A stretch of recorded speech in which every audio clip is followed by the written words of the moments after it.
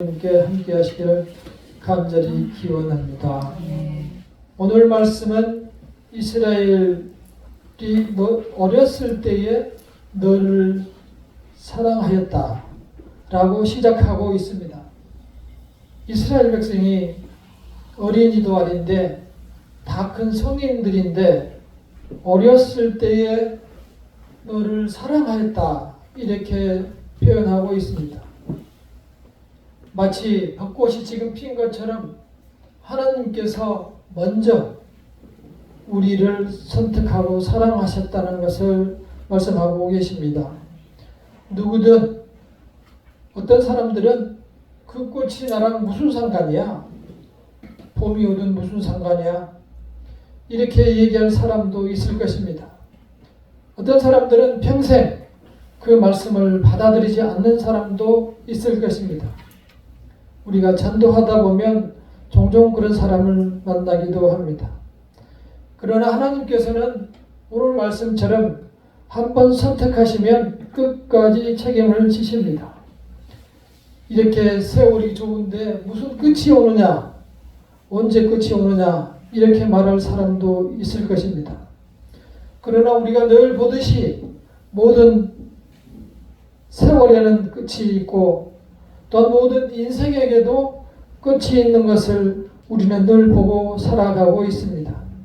어느 땐가 이 세상에 죄악이 가득하고 복음이 온 땅에 전해질 때 공중에서 그리스도를 우리는 영접하게 될 것이고 우리의 육신은 다시 태어나게 될 것입니다.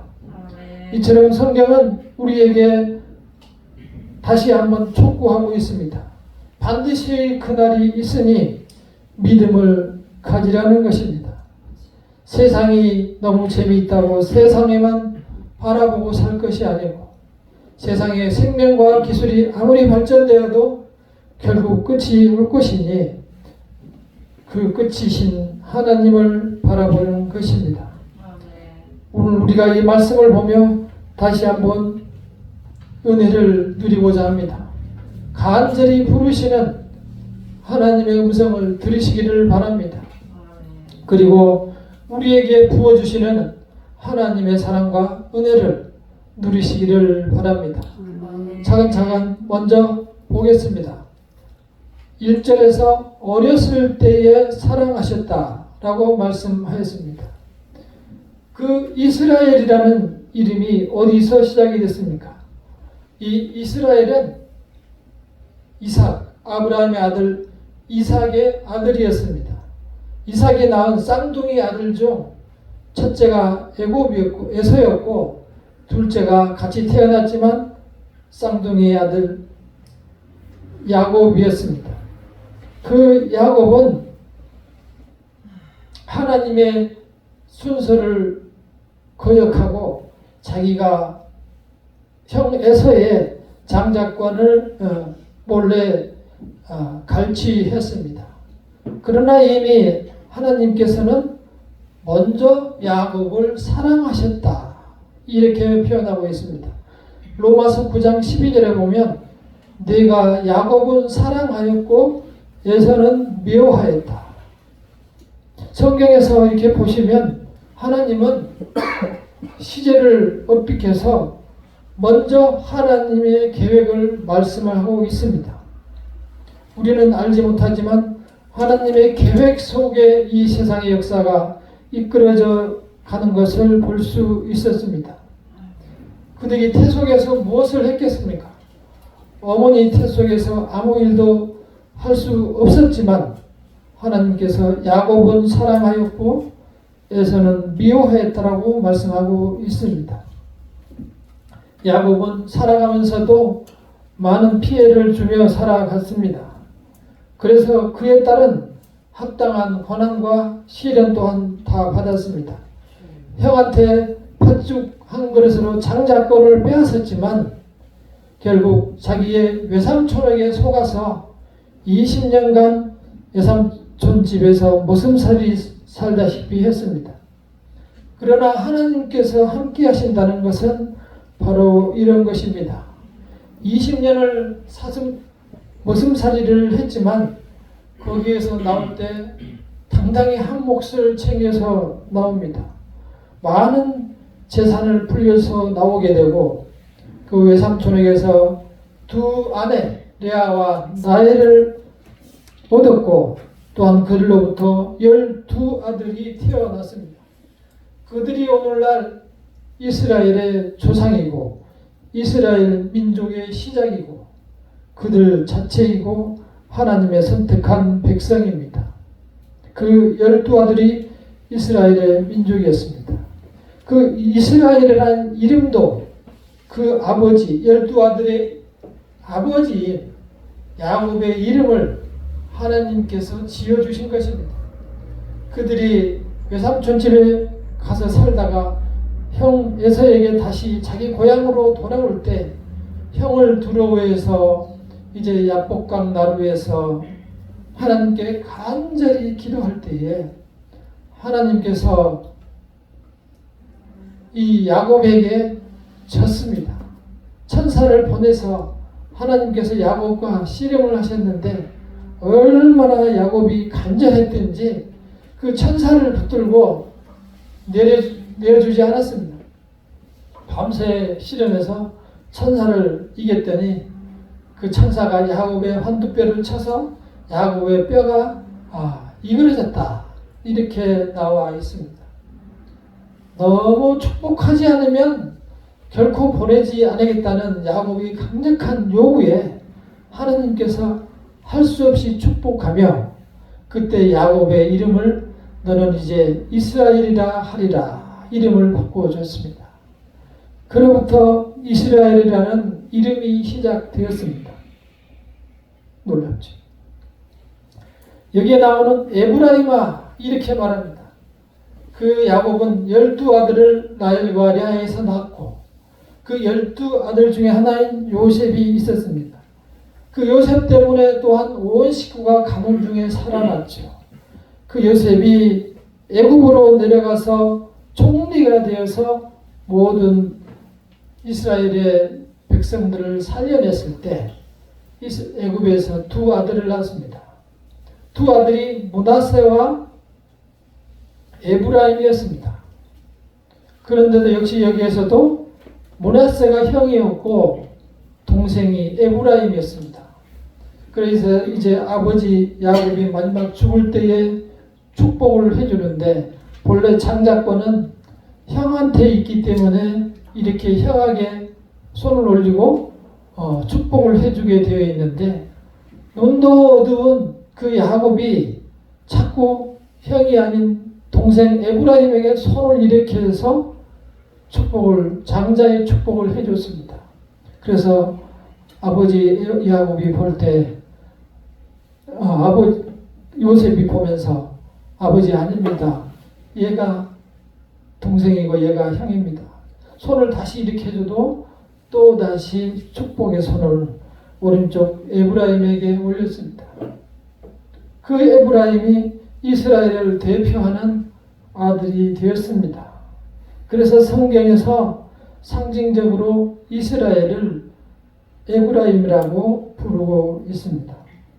이 역시 에브라임 역시 이렇게 하나님께서 축복해 주신 축복의 자녀가 되었고 그들은 먹을거리와 질병 걱정과 의식주 문제에서 떠나서 하나님과 더불어 살아야만 했었습니다. 그러나 오늘 성경에서 읽었듯이 늘 그들은 자기들을 지금까지 이끌어주신 하나님을 외면하고 자꾸 거스리고 거절하고 배반하고 반대쪽으로만 가고 돌아가고 오지 않으려 하였습니다. 이러한 모습을 보며 우리는 늘 우리의 믿음을 다시 돌아보기를 원합니다. 우리가 세상을 향하고 있을 때 하나님의 부름이 없는지 돌아보아야 할 것입니다. 우리는 지금 11장 2절을 다시 한번 읽어보겠습니다. 11장 2절 시작. 선지자들이 그들을 부를수록 그들은 점점 멀리하고 바알들에게 제사하며 아루새긴 우상 앞에서 그날을 하나님께서 물질적인 축복을 주면 줄수록 세상으로 갔고 하나님께서 더욱더 축복해 줘서 은과 금을 주면 그 은과 금의 기고리를 하고 좋은 옷을 입고 바알 앞에 가서 제사를 드리는 것입니다. 하나님께서는 어디나 계시기 때문에 다 그것을 보고 말씀하시고 보고 경고를 주십니다. 현재 이 말씀을 주실 때는 아직 아수르에게 지배가 완전히 되기 전이었습니다. 그래서 너희들이 돌이키라고 호세아 선지자를 통해서 강력하게 경고를 하지만 이스라엘 백성들은 듣는 채 하지 않고 한 사람도 돌아보는 사람이 없이 부르면 부를수록 멀리 가고 있었습니다. 하나님께서는 호세아 선지자를 통해서 말씀하십니다. 내가 너희들을 어떻게 키웠는데, 너희들을 어떻게 키웠는데 성경에 나온 바와 같이 너희들을 두 손을 잡고 걸음마를 시켰고 걸음마를 시켜서 힘들어할 때 업어주었고 그리고 안아주었는데 그래서 너를 이렇게 키우고 내가 바쁠 때는 너를 나와 몸에 묶고 일을 했는데 너희가 어떻게 나를 그렇게 떠날 수가 있나.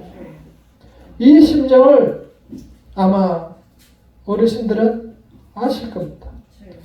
옛날에 어른들은 바쁠 때면 아이들을 발이나 허리에 묶고 내 허리에 묶어서 일을 했습니다. 그 아이가 천방지축 돌아다닐 때 어디 불에나 어디 넘어지지 않게 하기 위해서 일은 바쁘고 해야 하기 때문에 내 몸과 아이의 몸을 묶어서 지냈습니다. 지금도 그러는데 이스라엘도 똑같이 그러한 풍습이 있었습니다. 하나님께서 우리를 그렇게 사람의 줄 곧 사랑의 줄로 너희를 키웠다라고 말하고 성경에 기록하고 있습니다.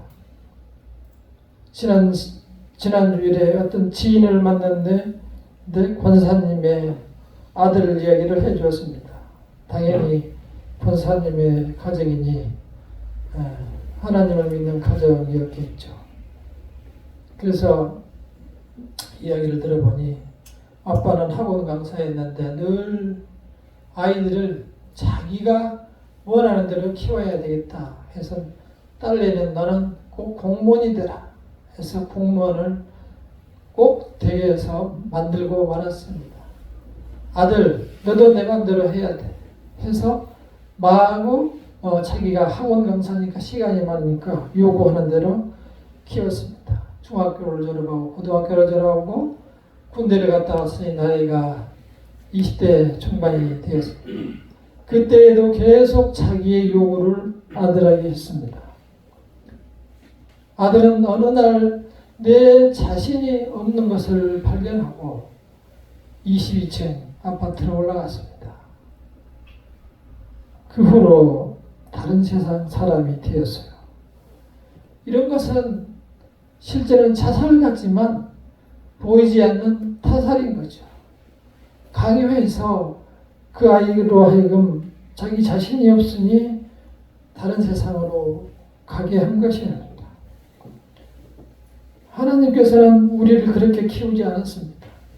그냥 사랑의 줄로만, 그냥 줄이 아니고 사랑의 줄로 엮어놨습니다. 그랬더니 그 아이들이, 백성들이 너무 하나님을 외면하고 이렇게 죄를 범하는 겁니다. 우리가 아이들을 키워봤죠. 학교에 갔다 오면 어떤 아이는 가방을 집어던지고 놀러 가지만 가끔 어떤 아이는 가방을 놓고 숙제를 먼저 하는 아이를 볼 수가 있습니다. 그러나 이스라엘 백성은 가방 던지고 게임방에 가는 아이처럼 바알에게 제사를 드리고 자기가 우상을 만들고 거기에 분향하고 거기에 좋은 옷을 입고 은금 폐물을 달고 가서 예배를 드리는 정말 복창 달리는 일을 하나님께 보여주셨습니다. 하나님께서는 경고를 먼저 주십니다. 그래서는 안 된다. 돌아오라. 돌아오라. 나에게만 평안과 기쁨이 있는 것이다. 계속 경고를 하셨습니다. 안 된다고 분명히 이야기하는데 애굽은 이제 망한 나라다. 앞으로 기회가 없다라고 얘기하는데 이스라엘 백성은 어려울 때마다 오히려 애굽에 의지했습니다. 차라리 아수르에 의지해라 라고 해도 애굽에 의지해서 결국은 아수르에게 패망하고 말게 됩니다.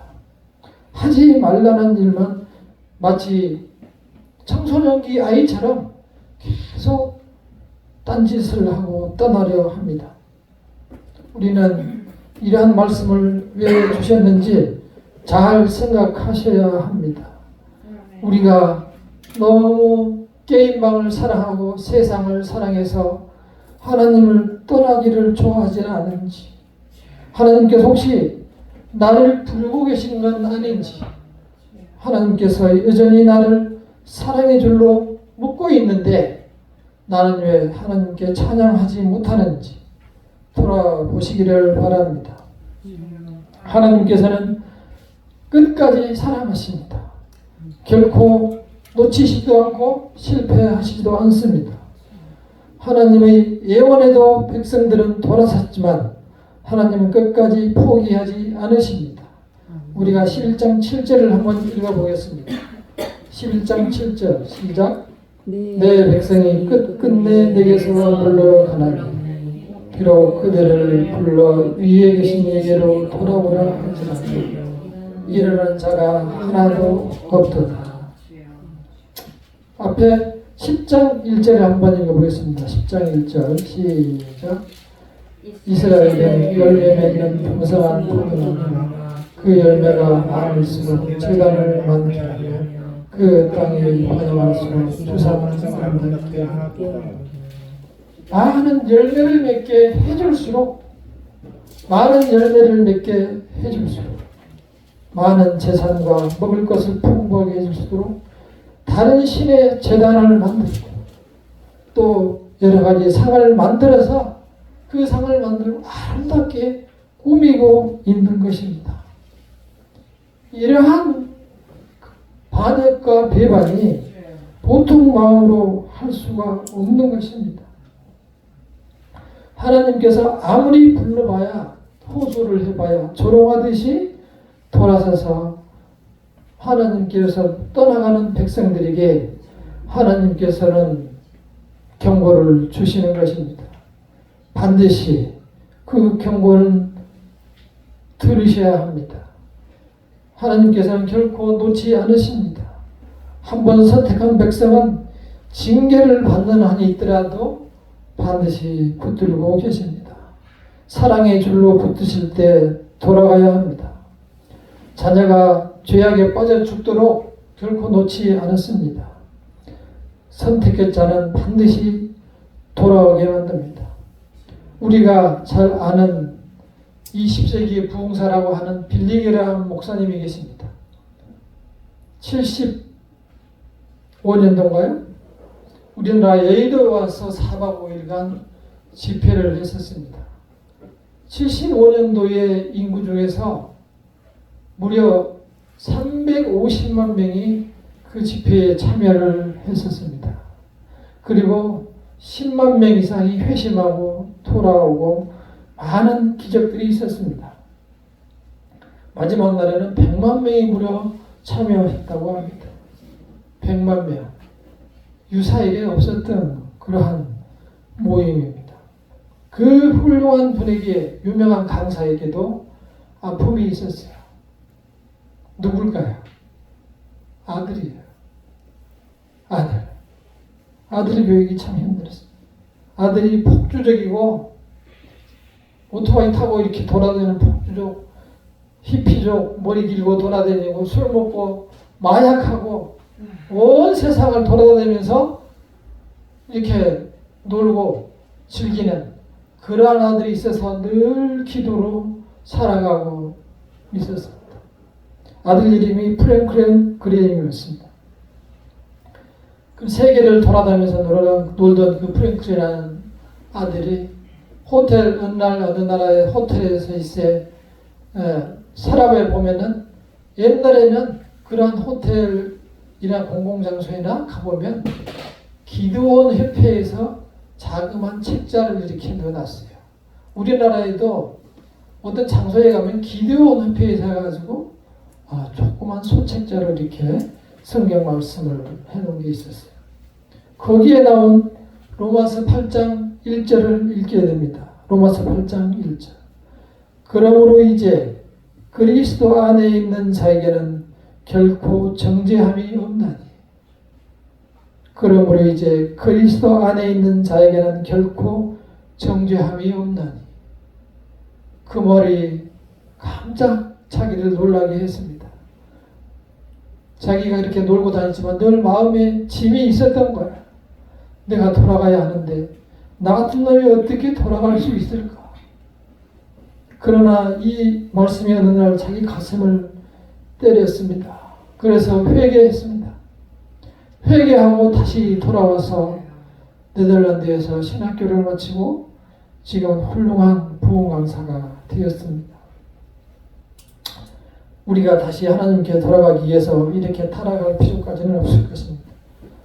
하나님께서는 이렇게 하나님의 선택한 백성에게 사랑의 끈으로 붙잡고 있습니다. 도망갈 수가 없습니다. 잘못하고 배신해도 고생하고 징계를 받으면 끝내는 다시 돌아오게 해놨습니다. 히브리서 12장 8절에 징계는 다 받는 것이거늘 너희에게 그것이 없으면 사생자요 친아들이 아니니라.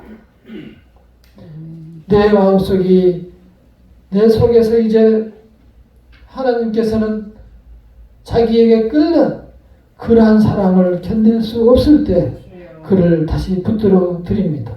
내가 너를 어떻게 버리겠느냐? 성경 말씀에 나옵니다. 내가 너를 어떻게 버리겠느냐? 이 말씀은 부모님들이 가장 힘들 때 하는 말입니다. 저도 자식이 많아서 많이 들었습니다. 내가 너를 어떻게 키운다. 형제가 많아서 저는 많이 봤습니다. 여기서 하나님께서 그 심정을 호세아를 통해서 말해줍니다. 아드마같이 놓겠느냐? 스보임같이 어떻게 놓겠느냐? 아드마와 스보임은 아시는 소돔성과 고모라성 거기에 있는 성이었어요. 소알성까지 5개 성이 있었는데 소알성은 그때 로시걸로 들어가는 바람에 거기만 살았고 나머지 소돔과 고모라성, 수돔과 스보임과 아드마 성이 다 멸망을 당했죠. 내가 어떻게 너희들이 그렇게 멸망하게 놓겠느냐. 그러니 빨리 세상에서 돌아오라 이렇게 말씀하고 있는 것입니다. 찾아오는 자에게 하나님께서는 평안을 주십니다. 히브리서 12장 11절에 연단 맞는 자들은 이 세상에서도 평강의 열매를 맺느니라 라고 말씀하였습니다. 하나님께 돌아오시기를 바랍니다. 그분 품 안에 평안이 있습니다. 그분 안에만 평강과 영원한 구원이 있습니다. 말씀을 마치겠습니다. 진정으로 지혜로운 자는 하나님의 말씀을 듣고 내 것으로 생각하는 사람입니다. 혹시 나를 부르시고 하나님께서 안타까워하시지 않은지 나를 향한 부름이 아닌지 바라보는 사람입니다. 우리가 돌이켜보건대 항상 내 자신이 나는 혼자였어. 나는 혼자야. 외로워. 이렇게 살아가지만 하나님께서는 그때도 사랑의 줄을 붙들고 계셨다는 사실을 잊지 마시기를 바랍니다. 시련이나 징계가 있거든 생각하시기를 바랍니다. 하나님께서는 후히 주시고 꾸짖지 아니하시니 하나님께 지혜를 구하시기를 바랍니다. 시련과 징계 후에는 정금보다 아름다운 믿음이 반짝이는 믿음의 사람으로 거듭날 것입니다. 이제 봄이 되었습니다. 묵은 땅을 뒤엎고 갈아엎고 우리가 결실을 준비해야 합니다. 4월이 되었습니다. 이제 가을에 아름다운 결실을 많은 결실을 얻으려면 지금까지 굳어있던 우리의 마음을 열고 우리의 마음을 부드럽게 갈아엎어서 하나님의 말씀을 그곳에 심어서 아름다운 결실을 맺어야 합니다. 하나님께서 주신 말씀을 내 마음의 옥토에 받쳐 결실을 맺을 수 있도록 내 땅을 잘 관리하시는 성도님들이 되시기를 바랍니다. 기도하겠습니다.